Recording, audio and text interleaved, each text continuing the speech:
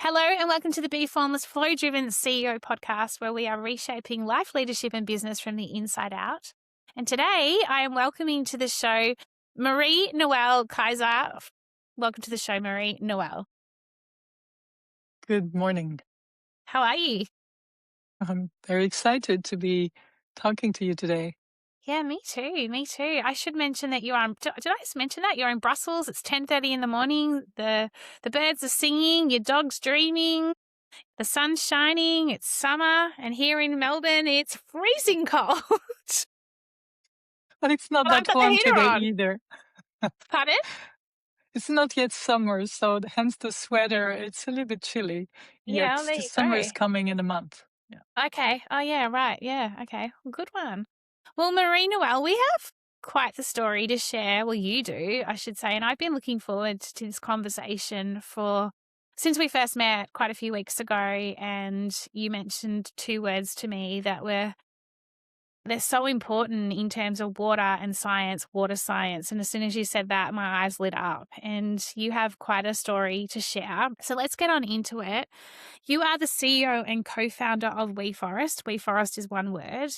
And you've spent much of your life exploring a question that feels more than ever increasingly urgent in the modern world we're in, and, on the daily, just with AI and everything that's happening. It really is changing dramatically in 2026, if you think about it, versus 2025. And like I said, you have this question that feels increasingly urgent in the modern world, and that is what becomes possible when we line our work with something larger than ourselves. It's interesting. I actually just did a post on that, even realizing earlier today. After nearly two decades in senior leadership roles across French and US corporations, and an inflection point emerged for you. And that is that success alone was no longer enough. Here. Drawn by a deeper sense of purpose, Marie-Noelle chose to redirect her experience, energy and leadership towards restoring the natural systems upon which all life depends. That decision led to the co-creation of WeForest, an international organisation dedicated to ecosystem restoration, climate resilience, biodiversity recovery, and community development. And today, because you've just released your annual report, today WeForest, hot off the press, has restored more than 100,000 hectares of degraded land, grown nearly 118 million trees across 18 projects, which is huge, and supported 500,000 people across the landscape where it works. Your journey reflects an intentional shapeshift from building business success to helping regenerate the conditions that make the future generations possible. And at the heart of your work sits a profound question. And that question is, if we viewed ourselves as stewards rather than owners, how might that change the future we create? Tell us a bit about your journey and you were clearly seeking out purpose. Yes. Yeah. Let me start with something relating to your audience, which I'm sure is international, but probably very strong in Australia. Because Belgium, where I live, Africa, where my team works, is a little bit remote from Australia. Yeah. However, my co-founder, Bill Liao, is Australian. And so that is something I want to say. And Yeah. his passed away recently was the biggest fan that I had, and she would hear me on podcasts and interviews on the Australian radio and send me a WhatsApp. Hey, I heard you in Australia. So I love that global purpose altogether, that Totally. togetherness. And also Bill Liao, my co-founder that I just mentioned, is in Australia as we speak. So we're very close, even though we're very far. Yeah, I'm actually catching up with Bill on the weekend. I'm meeting him for a coffee. Okay. So there you go. Talk about Okay, that's wonderful. separation. You see, And you that's know what, Marie-Noelle, I forgot to say a big shout out and hi and hello to the listeners. I always get so excited talking to my guests. So a big shout out to everyone yes. all around the world. How are you as well? Yes, exactly. Yeah, so you wanted me to tell a little bit how I got to creating WeForest, maybe, Yeah. Yes, right? absolutely. Your transition, because there was an inflection point where you had, let's say, climbed the corporate ladder. You had worked in French and US corporations. Yeah. You know, Yeah, success. and I had a lot of fun and success, as you say, really enjoyed it. The two things happened. One is my son was growing. He was 10 years old, and I was thinking, what am I going to leave behind that is going to make his life really, thriving? We already had a house. I mean, what more can I leave in terms of material? But I was looking at something different, right? So that the responsibility of having children and preparing the planet and the world for them, that was my first driver. And then the wake up call came when I saw Al Gore's documentary, which I'm sure many of you have seen, The Inconvenienced Truth, that I saw in 2005. And that was like, wow, I was so shocked Mm, seeing how the world was already changing back then. I mean, imagine now, mm, 20 years later. yeah, That was a shock, and I knew I had to do something. So that's just the two things that started me. So what I did was still working at an American corporate. I went to night school to do a master's in environmental science because my vision is that when you do something, you have to have credibility, you have yeah, to have agreed. expertise. You don't just decide I'm going to do something and try for the best. You want to do it well. I mean, that's how I function basically. So I went to the night school, and then I graduated, and then I quit the American company, and I was thinking, okay, I have this diploma, but what can I do? And that's not easy actually, because I was like plus 40. Yeah, I was over 40. I had this diploma, I had other diplomas before, but the diploma doesn't do everything. You have no experience. Yeah, So how do you start? And it resonates. I say that because I get so many people almost every day writing emails, sending me messages on LinkedIn. How can I get involved? How can I do something good? So I mm, see the need and yeah, the desire of many people to change, and how you do that, that's very mm, difficult. mm, So basically, I went around and I also told my network. And I think we have to remember something. We have everything we need in our network, mm. everything. It's really And the good. That's friends, a the really good call families. out. Yeah, we don't, sometimes we don't have a clue of that we have such amazing people close to us. Even sometimes the neighbors. I'd organize neighbor parties every once in a while, and we get so close and we discover incredible people. So Yeah, that's what I invite you to do as well, like explore your network. But yeah, I love. basically, long story short, talked to my network, and somebody said, you got to go to Amsterdam and meet this guy, Bill Liao, who was going to present something. And I didn't know much. I went there and I totally loved it.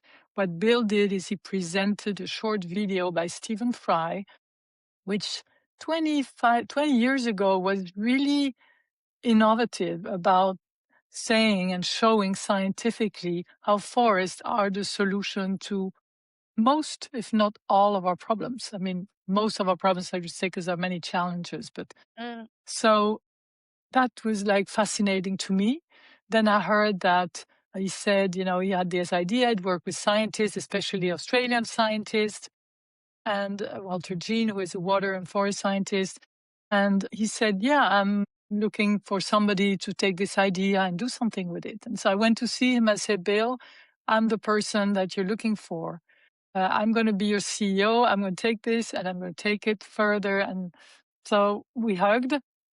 I told him everything what I had done in my life so far was to prepare me for this. And I really felt that all the corporate experience, all the studies, all the research, just and the way I wanted to transform also that world of NGOs, mm, which is sometimes disconnected from the corporate world and from the real world. So I wanted to bring those together and also make it simple for corporates to do something for climate, so they don't have to become experts. We mm. would do that for them. So that was for me so clear that I took this, and ever since, I have not stopped doing it every single day, including Saturdays and Sundays, for the last 16 years almost. Wow, 16 years. So did you actually say to Bill at the presentation, did you got to him afterwards going, I'm your Yes, CEO and that yes, the rest is history, yes, like they say? yes, Is that actually what that's me. happened?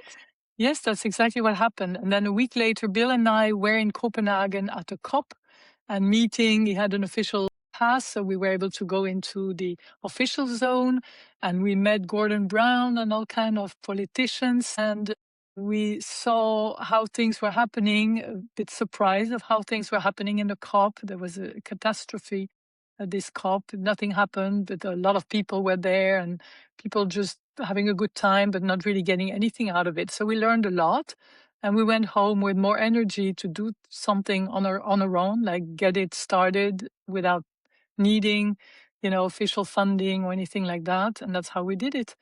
And that's where we are today. We are today the biggest Belgian NGO doing tropical reforestation. And we are globally, we are a mid-sized organization. We have a unique contribution from corporates, like 85% of our funding has come from corporates and the rest has been from philanthropy. And now we're starting to get public funding from the EU and Germany. That is supposed to start next year. So that will Incredible. be amazing. So we are really attracting a lot of different funders, And basically. So you've got some big corporate brands that yes, have we've had Nike for over 10 years. We've had Brabantia, which is a home appliance quality brand based in the Netherlands, who've been with us also for over 10 years. What, for example, I want to say something about Brabantia because there's so many companies out there that are selling products. Brabantia is selling a rotary dryer that you put in your garden. An absolute great product. Very simple, very basic, but a great product because it doesn't consume electricity. It dries your laundry with fresh air. It smells good. It's just the best thing you could have, right? So have you got forget one? about your dry. Yeah, of course, I've got one. Yeah, everybody has got one here because we don't use electric dryers. I mean, you can have an electric dryer in case it rains for 3 weeks and then you can't dry, but otherwise you don't, right? So basically what they did is, because it looks like a tree a little bit, if you put like green socks on it, and basically you got a tree. Yeah, how So cute. Leaves, that like was a leaves. fantastic idea from Han, the marketing director, to link it to a tree. And so every time you buy such a rotary drive from Brabantia, it plants a tree. And Beautiful. so today, guess how many trees they've already funded with just that product? Over 3 million. And that's painless. And actually, they did a study a few years ago because they've been with us for so long. It actually brought in revenue because if you're standing in a store and you see a box, a package without anything, that might be cheaper, but another one that's a quality product with a contribution to WeForest for a tree, a lot of people were buying the more expensive one. So it's just a great model. And the dream that we've had, Bill and I, for so many years is that everything we buy, everything we purchase, services or products should have a tiny contribution to nature. And if we did Oh, that, that's then it beautiful. would be no pain for anyone. It would be amazing for organizations like WeForest that rely on that in order to scale the projects that we do and to stop this terrible threat that we have in front of us of climate chaos and nature degradation and biodiversity loss and migration because people have nothing to survive in those tropical regions Mm. and need to flee. So there's so many problems we can solve with that. It's just so that's why I'm inviting marketing directors to think about how can they embed something even tiny, 1 cent Yeah. per product already would go a long ways, depending on what Well, products it's we the sell, obviously. regeneration, isn't it? It's the regeneration of the future, right? Like, how do we continue to regenerate? Like, is exactly what Exactly. you're Because talking we're about. still we're still losing every year. There's so many organizations that are doing the work we do, fortunately. China has taken a lead on planting a lot of trees, not always for the best, like for the better. Sometimes they plant always, eucalyptus or very fast growing trees that aren't doing the job and absorbing a lot of water. But basically, the intention is there to restore soils and plant trees. And that's already changing the climate in China. The climate in China is reversing because they have planted so many trees. So it's amazing how it works. And in Australia, I mean, look at all the deserts you have that you could stop, that you could reverse. So there's so many possibilities. And yet we know that. And we are still losing every year. We're destroying more tropical forests than we are restoring. And So, that's the problem. yeah, so Marie-Noelle, can you just explain that to myself and the listeners? Just you talked about tropical reforestation. Tell us a little bit. Why not? Yeah, why Can you tropical? Right? Why pardon? tropical? Yeah, Why that's what I wanna tropical? yeah, why Yeah, tropical? Absolutely. yeah. That was That's my a very question. good question. Yeah. Yeah. I mean, every tree is amazing. I live in Brussels. It's not tropical, I tell you. And I love the forest and I just hug the trees when I go run in the forest every day. Just every forest, every tree is amazing. Yet from a climate perspective and from an efficiency point of view, if you want to do massive reforestation, you need to do it in the tropics. You need to stop deforestation and you need to accelerate restoration in those countries. Why? For different reasons. The first one is a little bit obvious. For the same budget, you get to plant maybe 3, 4 times more trees than you would in a in Northern Europe or in Europe, Mm. because of the cost there, because of you see the so that's already a big advantage because we need many trees and we need them fast. That's the first thing. The other very important aspect is that from a climate perspective and a water cycle perspective, it makes sense over there. So it is in the tropics that water can be recycled better in order to influence climate dynamics. And why is And that? so, Because of the weather? Like, is it a weather thing? because What is it's it? it's the heat and water. And so if you don't have forests, you lose that humidity and they become deserts indeed. The other aspect from tropics versus northern countries is the albedo effect. Scientists have even recently in Switzerland, published a document from the ETH University saying it's not how many trees you plant, it's where you plant them. That was the title of the scientific research. So you don't need to plant a big density of trees for every hectare, but you need to plant in the tropics.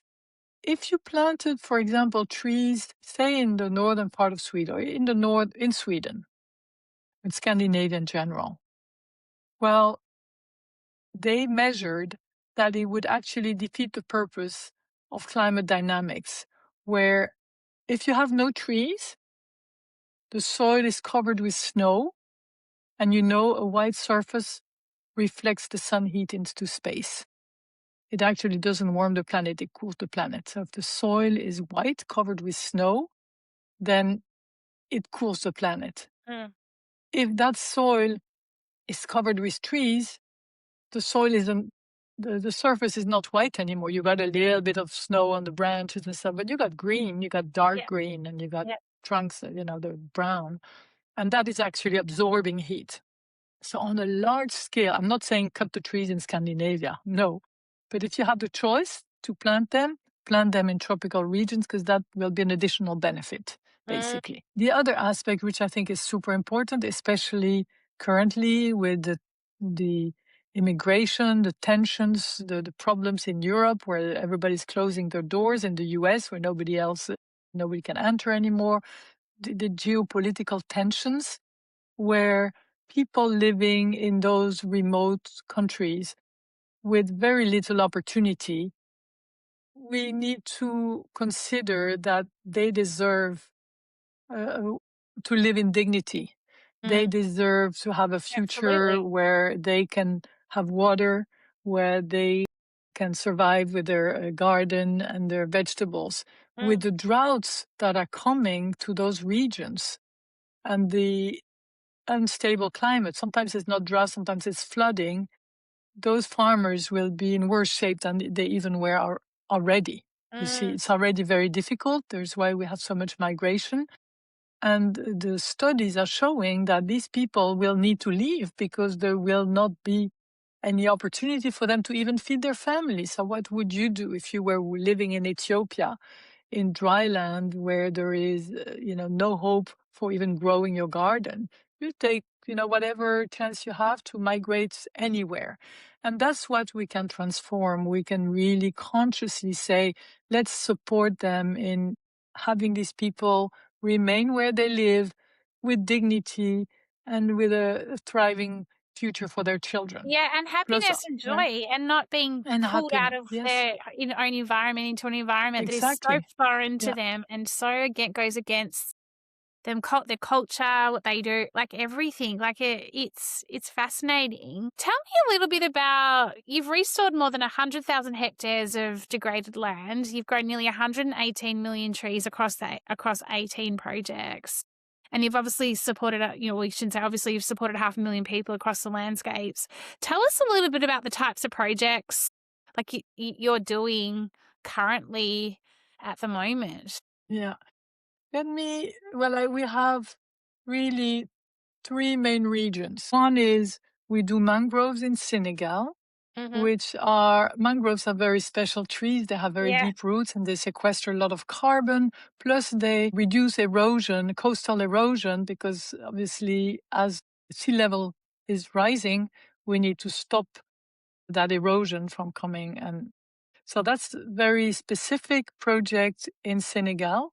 Otherwise, we really are in two other geographies in Africa. I don't know if everybody's clear about the geography, but we have Ethiopia, which is for us an amazing region where we have several projects, which we call biodiversity hotspots. Eastern Afro-Montane biodiversity hotspot, because it is mostly highlands and it is pretty impressive as a landscape and under severe threat. And then we have another program, which is Miombo, which most people don't know. It is the vegetation that grows in the southern part of Africa. We are in Zambia, in Malawi, and in Tanzania. And this biome, this vegetation, really is the life and blood for 100 million people who live there. So it is not as known as, for example, the Amazon, but it is vital for all these Mm, people, for their livelihoods, for their yeah. water supplies, and for their future. So that's what we do. Let me dive a little bit in the project in northern Ethiopia, which is the DESA project, as we call it, What did you which call is it? in the Sorry? What's it called? DESA, DESAA, and it's in the Eastern Afro-Montane Biodiversity Hotspot. This is our biggest project. It's 38,000 hectares Wow. with 21,000 families, with 21,000 farmers. So it's quite a huge project, which we are doing already for 6 years, and there's another 6 years to go. That project, just to give you an idea, also to say that when you work in those regions, you do that by passion. We do that with the communities. The projects we do are driven by the community and therefore the communities, because the idea is when we come, we support them, and then eventually we will leave because the project has to be taken over by the community. And that's the beauty of it, because we can't stay always. We just No. need to give them a push, give them the tools, help, them structure, maybe look at the governance, providing mostly women with sources of Mm, alternative livelihoods so that the forests are protected rather than cut. Because, for example, if they need wood if they don't have light, for example, how do the children study at night? yeah, I've I was seen about to that. say, They make read their huge book. bonfires Yeah. outside of the house to have light, and the kids study next to that light. If they have inefficient stoves, they will burn a lot of wood to cook. If you replace that by efficient stoves, then it's better. If they need to cut wood to sell firewood so they can buy protein and food because or eggs or whatever, it defeats the purpose. So we support the women with this micro enterprise growing chicken and selling eggs, and so the kids eat better and the income grows, right? So all kind of different models depending on the community, depending on the needs. And Mm, obviously not everybody the same, because if everybody was growing chicken, then you'd have too many chicken and eggs in the area. So it's a totally. very complicated agency, but that's the model that we have. And I just want to also mention we were recently also recognized as one of the best projects in the world by Bay, which is the biggest media in our industry, which rates all the organizations, all the NGOs according to financial transparency, design of the restoration model, integrity, all of those aspects. We rank the highest everywhere. So we are super proud of that. And Well done. we don't Congratulations. do it for that, right? We Yeah. don't do it for that, but it's Yeah. good to know that we're doing the right thing. That's the point. Yeah, absolutely.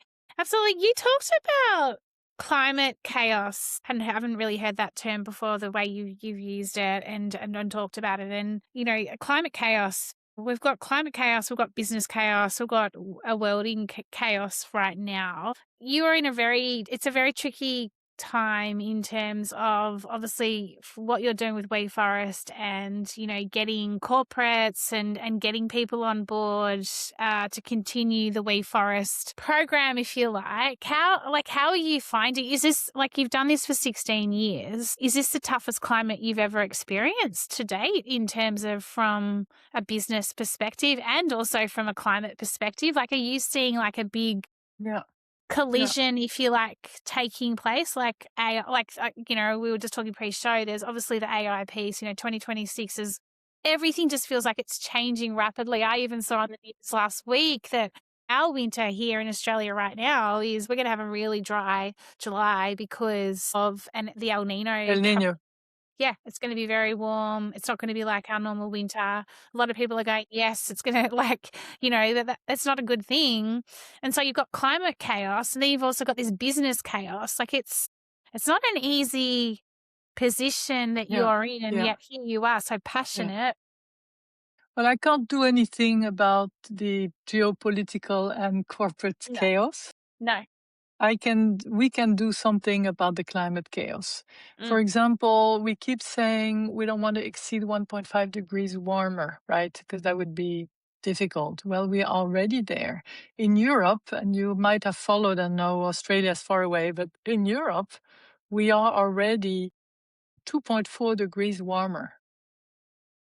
So, because when we say 1.5 degrees is the average across the world, but mm, some regions are warmer. And we see that. That's the chaos we see every single summer. We have heat waves like you wouldn't believe it. mm. Like you can't even get out of the house.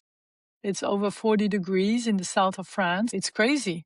And then there is flooding like you wouldn't believe it, like water bombs. And I can give you an example. If you remember 2 years ago in Valencia in Spain, it rained in one day the equivalent of a whole year. In 8 hours, it rained the equivalent of 1 year. It took everything away, destroyed everything. It's going to take them, I don't remember how many people died. It's going to take them 16 years to clean up the mess that all those collapsed building and villages and everything Mm. have resulted from this water Horrific. bomb. Mm. It's incredible.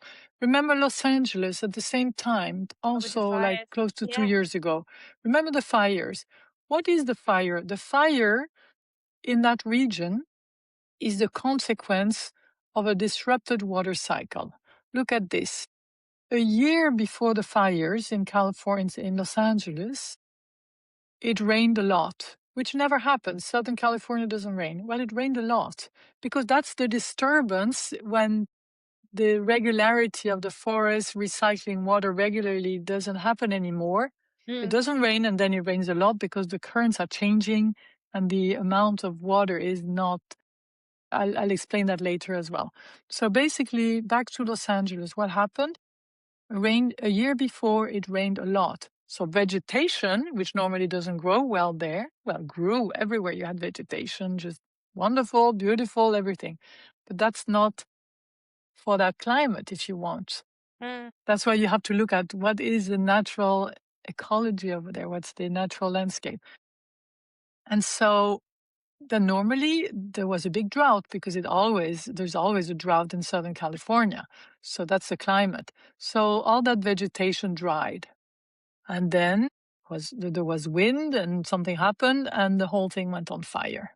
That's the Mm. reason. So it's the imbalance of the water cycle which created the extra water, the extra rain or excessive rain, then the droughts, and then the fires, actually, when you Mm. decompose it. So, and the consequence is that most people now with a house in that region can't even insure their houses. No. I mean, that's maybe not a problem for the multi-billionaires who live in Malibu Beach, but the other people, imagine how terrible that Yeah. is. That's the reality. That's climate reality. It's not Mm. abstraction. And when people say this is all phony, well, look around, look around. This is like, it's happening right now. So, as a scientist and a climate expert, I don't want to draw this picture too dark, because there is still something we can do. And And that's that's what I the was gonna beauty ask of it. you. Like, what can we besides what you're Yeah. doing and what you and Bill are Yeah. doing as an organization, what can we be like, what can I be doing? What can we Yeah. all be doing more of? Because, What can the listeners be doing to make yeah. like, it's incremental, right? It's incremental, step by step change that we all need to be making for the Yeah. benefit of our future and Yeah. regenerating it. What can we be doing? There's a lot of things that we all know that we have to do. We have to do more with less. We have to fly less. All those, the changing lifestyle. That's a difficult thing. Bill did that. Bill stopped flying for about over 10 years, because he said, I'm not going to fly until we have planted 100 million trees. And so a couple of years ago, I went back to him and said, Bill, we've reached 100 million trees. You can now fly again. So that's, being logical and being, having, taking Committed. That's responsibility a little bit. Yeah, responsibility and being committed to the cause, right? Yeah. Like, it takes Yeah. a lot because, So from the Bill very would take a boat from Europe to go to Australia and everything. It's just, yeah, that's what he did. and you know what this all comes to as well in terms of for the very start of the conversation, I was talking about success and material, like I didn't mention materialism or anything like that.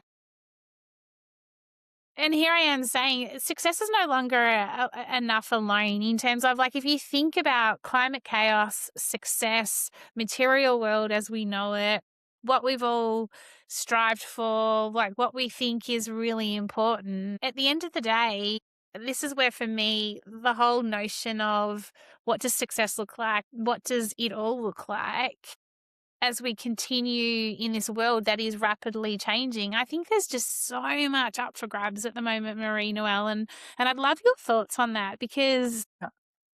it's yeah. Well, yeah, to first answer your previous question fully, I Mm, think we can all do something. yes. For example, we all consume. Well, look for brands that sell products that are not causing deforestation in the tropics, for example, like FSC certified and all that. Those are little things, but they make a huge difference. If you buy new furniture for your garden, look at Mm, the certification. Don't just buy any hardwood that would have cut trees in yeah. Indonesia like it used to, or the palm oil, all of that, right? That's the basic. That's what we all need to do. And it doesn't cost much. The other thing is, if you run a company, if you do anything, maybe you can suggest to your colleagues to act for nature, like find an NGO that you like and contribute to that effort. Because if we all did that, imagine for every gallon of petrol that we tank, or for every purchase in a supermarket, like you go to supermarket, they would reward you with a tree. Like when you fly, don't just it's not just about compensating the carbon footprint, which is one step, but even go further and say, well, I fly to the US from Australia because I'm going to go and watch a football game or soccer game.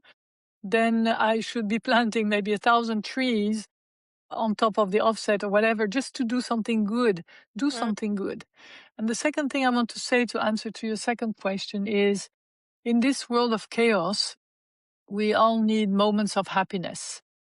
And I so promise that when you are engaged in something that has meaning, like a cause, and there are many causes that need support, right? Like that makes you so happy because you know you're not you're here to contribute and make a difference in other people's lives. And there's nothing that gives me more happiness than making a difference. When I go to Ethiopia, like the project I was mentioning, and I talk to all these people, all these women, we all sit under a tree and we talk for hours because they never let me go. They want to say the whole thing, they want to ask, they want to talk, they love love it. it, they want to thank us. So good. Well, that's pure happiness. That's Yeah, I know. pure happiness because you know that it changes people's lives. And that's why I invite all of you to explore. like what difference can you make in your life, and you'll see you make your family happier, that there's nothing bigger than that. So let's start thinking about making a difference in other people's lives.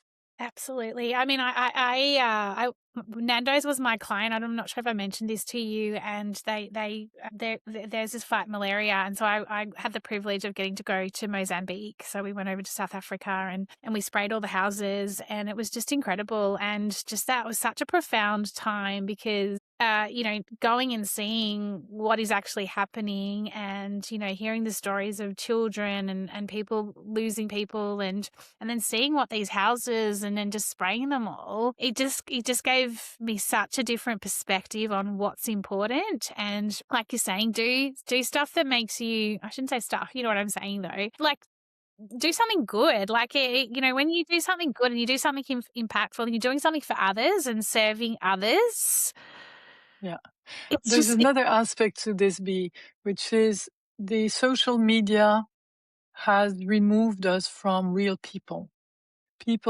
This is different from what WeForest does, but to some extent it's a societal concern where we are seeing people through screens and images. We're not talking to people. I see young people who never get out. They just talk to friends on social media or whatever. Imagine. And that has exacerbated racism, where people don't know other Mm, type of cultures. They mm, just see them on social media, and sometimes not for their best, right? Because there's a lot of fake news on top of that. And that's creating the tensions and the hate, where you think, if you have a friend or somebody who is from whatever country, you'd never be a racist towards that person because you just love that person for who it mm. is, who she or he is. And I mean, I'm blessed through my work that we are working with the whole world, Yeah, whether funders, whether people that we do the projects with. And that's also happiness to know that this world is one and there are no differences. no, so beautiful. Gosh, it's so beautiful what you're talking about, Marie-Noelle, and just your passion, like, and just your energy. And gosh, like, yeah, I've just got goosebumps, to be honest. Like, you've just given me all these amazing goosebumps. I have so many more questions. And we've been talking for nearly 39 minutes, and here I'm saying it's 30 minutes. That's why I call it the flow driven, because it's formless, it's flowy, like it's our conversation has been effortless.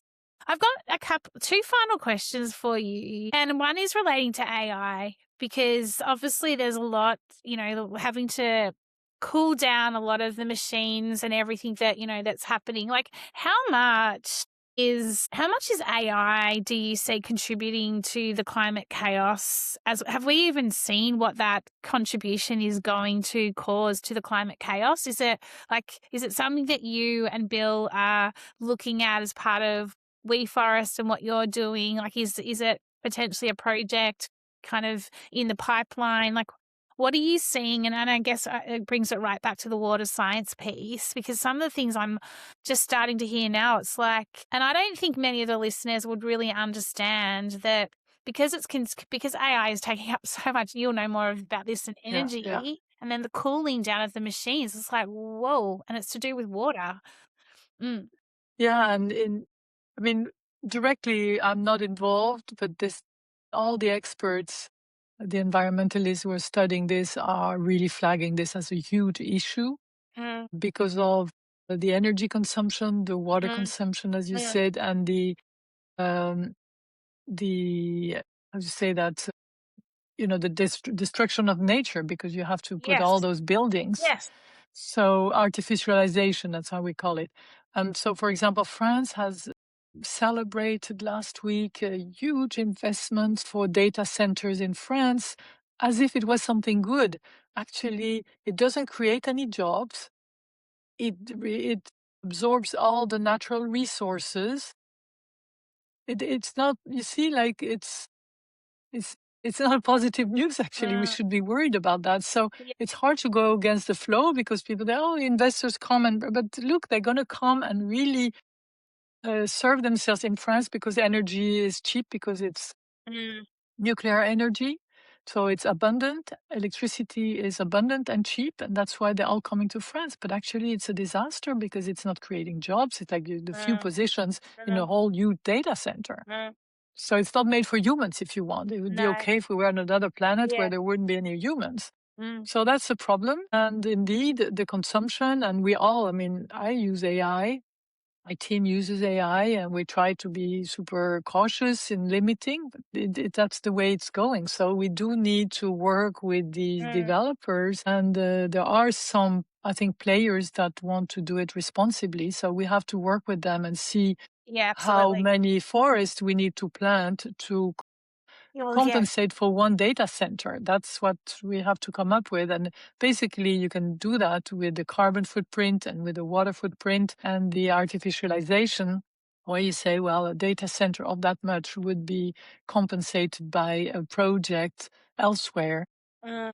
of this and this size. So this is a very big topic. We are not there yet, but I think you're right. We Yeah. should be exploring that big time because Yeah, it just that's the feels like, future and yeah. it's already here. It's already Yeah. here. It's yeah, absolutely. Okay, second last question. You're gonna think I'm a bit crazy is the wrong word, out there. I look at trees and I'm a real green thumb. Like I love my trees and I love my garden and I've got my indoor plants and my outdoor plants, and especially in COVID, they were like they were like little children to me. Like my parents were like, "You've got way too many things going on here." But I don't know. There's just something about watching them grow and looking after them and nurturing them and all of that. This is just the bizarrest question, but I wanted to get your point of view on it. Do you think that trees talk? Like, do you think that they talk to one another? Do you think that there's some sort of magic that happens with the forests that we're not like privy to? Like, if I think about animals, right, like dogs, and like dogs communicate through sniffing and all of that sort of thing. Like, I've always thought, as I've walked through forests, and my parents live right next to a big forest, and there's just something in there, and I just wonder if they have their own convers. And I know that sounds really random what I'm saying here, No, it's not but it's crazy from a because there are science some, perspective. Yeah. yes, I mean, obviously, I haven't studied that side of the trees, but I know there are scientists who have written on that through their roots, they communicate and they know, protect each other. Yeah. You see, so I mean, I'm not an expert. I'm sure if somebody researched, there would be a lot of interesting things on that. And there's no reason why it wouldn't, right? Because nature is Yeah. so perfect. Well, that's what I Nature mean. is not just a bunch of things. Nature is living things, is Yes. life, and it's all together. So, and you feel that when you, like I said before, I go run most of the days, I go in the forest run. Mm. Sometimes I run on the street, but most of the time I go reward myself with running in the forest. And then at the end, I just lean against a tree and like thanks the forest for what I'm able to experience. It's just, Yeah. as you were saying before, the trees with the birds, the light, Yeah. the fresh air is just a blessing. We're so It lucky really when you is. think of Yeah. so many people living, for example, in New Delhi who never see a tree, who can't even Mm. breathe, who are with 50 degrees Celsius and incredible reality. We wish everybody could have access to forests and trees because, I mean, why wouldn't they? And Yeah. that's the dream that we should continue to live. We want Yeah. everybody to have the luxury to see and to experience the beauty of trees. Yeah, amazing. Amazing. So what would be your final ask, Marie-Noelle, to all of us in terms of, what would be your final ask? Yeah. My final ask is it doesn't make a difference to talk about global warming or to be sorry about it. The only thing that makes a difference is to do something. And there's many organizations that you can support in different ways. And you can think about it because, I mean, you'll hear probably what I said before is it brings a lot of joy. So Yes. don't do it just for the planet, do it for yourself as well. Yeah. Yeah, it's absolutely, and it's joy from the inside out. So, okay, on that note, how do we find out more about WeForest? How do we find out more about you? Yeah. Where do we go? Yeah, you can go to the website. There's a little video about telling my story. I did record a video sitting in the forest at 6 in the morning because the Yes. light was beautiful. So we Yes, filmed it. yes, yes, yes. And so that's on the website. Otherwise, just have a look. We have different options for people to contribute. We get a lot of requests for volunteers. We are too small a team to be able to Mm, absorb so many mm, volunteers. What we need is companies that are interested in doing something good. So mm, introduce us to companies. That would be amazing. mm. Also, you can donate on Global Giving. There's a page donate, and there's some tax deductible opportunities. In Australia, I don't think we are tax deductible, but we are tax Yeah, okay. deductible in Europe, in Canada, in the US. Unfortunately, not yet, I think, in Australia. Coming. It's coming. Good. It will happen. It will happen. Incredible. Marie-Noelle, what a beautiful story. Thank you so much. The book behind you, it's been staring at me, Tutu. Who is Tutu Yes. and what is that book about? Yeah, Desmond Tutu is a Peace Nobel Prize, who is the Archbishop, was the Archbishop in Gosh. Cape Town in South Africa. And he wrote the foreword to our book many years ago. So he's no longer there, but he remains with us very close. And next to Desmond Tutu, we have the award from Mother Teresa, because in 2021 we received the prize for social justice, which is very unusual for an organization that does nature restoration to receive a prize for social justice. But that's the holistic work that we do. We take care of people so that they can take care of nature. Yeah, incredible. I'm so glad I asked. Oh my goodness. Yes, Wow. And then you've got this amazing award for in October that you can't share. So yes, we'll I can't share. So have to watch get this you back. space. Yeah, maybe I'll get Watch you and this. Bill on together and we'll do Yeah. a It will be announced at the Armenia COP for biodiversity in October. So, amazing. yeah. Oh my gosh. Thank you so much, Marie-Noelle. You Thank you, just B. you're so bright and thank you and amazing and just inspiring. And I'm sure the listeners are all going to walk away from our conversation today and really think about, well, what brings them joy and how can I contribute Yeah. to Thank you. serve the greater good? So thank you so much. Thank you for the discussion. No, thank And you. Enjoy your thank you day. for everyone. Thank Thank you to you. everyone. Thank Bye. you.